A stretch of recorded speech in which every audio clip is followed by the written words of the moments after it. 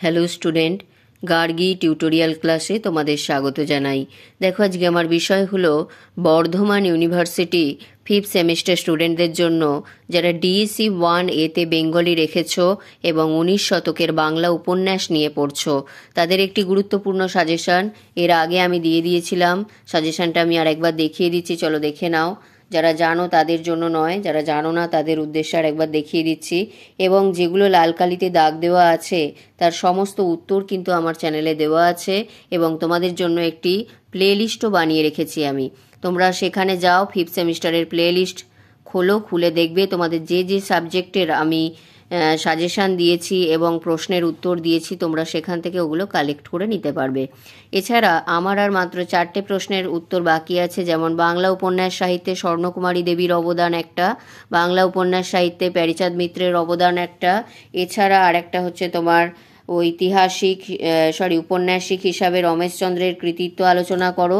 এছাড়া আরও একটা আছে যেটা হচ্ছে উপন্যাসের যে উদ্ভব বা ক্রমবিকাশ, যেমন হচ্ছে এটা 19 শতকের বাংলা উপন্যাসের উদ্ভব বা ক্রমবিকাশের স্তরগুলি সংক্ষেপে লেখো।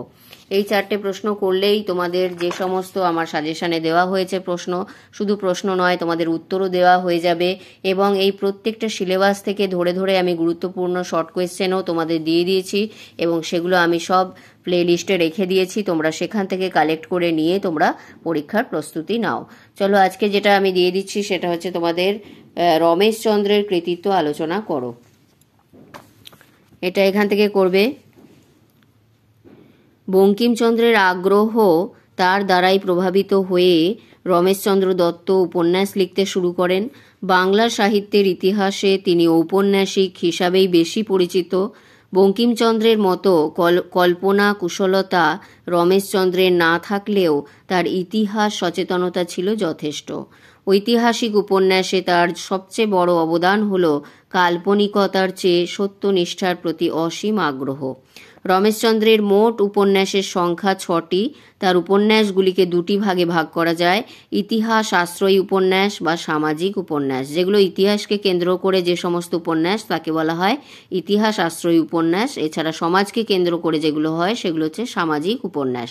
ইতিহাস আশ্রয়ী যে উপন্যাস সেটাকে আবার চারটি করেছেন তিনি। ইতিহাস আশ্রয়ী উপন্যাস হলো তার 4টি, যথা হচ্ছে 1 হচ্ছে বঙ্গবিজেতা, 2 হচ্ছে মাধবী কঙ্কন, মহারাষ্ট্র জীবন প্রভাত এবং রাজপুত জীবন সন্ধ্যা। 4টেই কিন্তু ভালো করে মনে রাখবে, সাল সমেত। এগুলো তোমাদের শর্ট কোয়েশ্চেনের জন্য ইম্পর্টেন্ট। এছাড়া দেখো, এখানে সামাজিক যে উপন্যাসগুলো আছে তার একটা হচ্ছে সংসার আর একটা হচ্ছে সমাজ। সংসারের সালটাও মনে রাখবে, সমাজের সালটাও মনে রাখবে। এই দুটো হচ্ছে তোমাদের সামাজিক উপন্যাস। রমেশচন্দ্র তার প্রথম উপন্যাস বঙ্গবিজেতা তিনি প্রধান চার্লস স্টুয়ার্ট ও বঙ্কিমচন্দ্রের দ্বারা প্রভাবিত হয়েছিলেন। তার দ্বিতীয় উপন্যাস মাধবী কঙ্কনের কাহিনী টেনিসনের এনাক আর্ডেন কবিতার ভাব অবলম্বনে রচিত।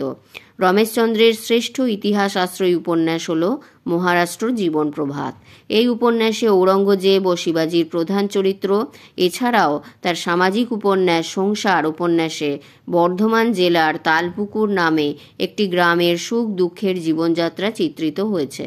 সমাজ উপন্যাসে 2টি পরিবারের কাহিনী বর্ণিত হয়েছে। শেষ প্যারার মধ্যে লিখবে, উপরিউক্ত উপন্যাসগুলি আলোচনা করে দেখা গেল এই সব উপন্যাসগুলির জন্যই তিনি বাংলা সাহিত্যে স্মরণীয়। উপন্যাসগুলিতে বিভিন্ন ছবি ফুটে উঠেছে যা পাঠক সমাজকে কিছুটা হলেও প্রভাবিত করেছে।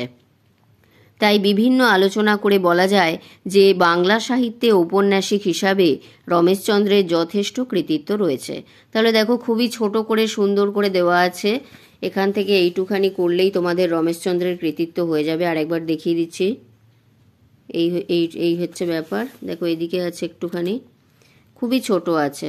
তাহলে এখান থেকে করলেই তোমাদের হয়ে গেল রমেশচন্দ্রের কৃতিত্ব। এছাড়া বাকি থাকলো যে 3টে প্রশ্ন, সেগুলোও আমি তোমাদের দিয়ে দেব। তো তোমরা চ্যানেলটিকে ফলো করো। যদি চ্যানেলে নতুন হয়ে থাকো বলবো সাবস্ক্রাইব করে রেখো এবং একটি লাইক করে বন্ধুদের মধ্যে অনেক শেয়ার করে দাও, যাতে প্রত্যেকে উপকৃত হয়। তাহলে দেখা হচ্ছে আবার পরের ভিডিওতে।